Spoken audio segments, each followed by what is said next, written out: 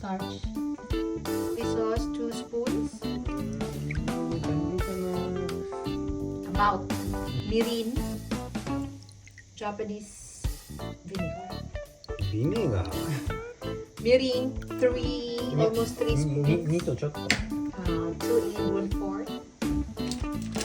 Ito na po yung mirin. This is mirin.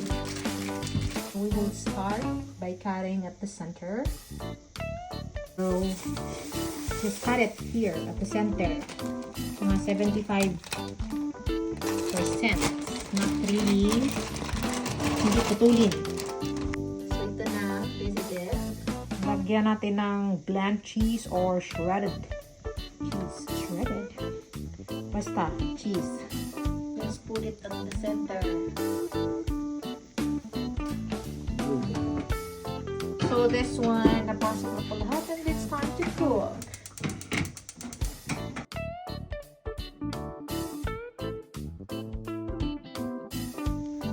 Okay, so ibabad na sa cornstarch.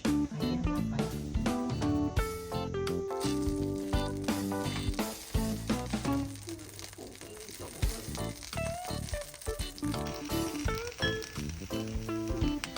Rin to soy sauce were mixed and then ano lang.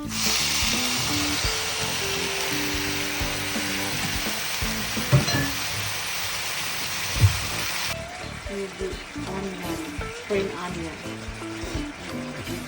So ito po yung shio soy sauce na ginamit natin, Japanese soy sauce. Shio. Shoyu.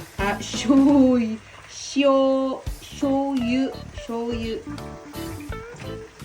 So already put it upside down. So yung opener ng cheese nasa ilalim na siya. Pero first, dapat nasa harap siya kasi mag-melt pa yung cheese.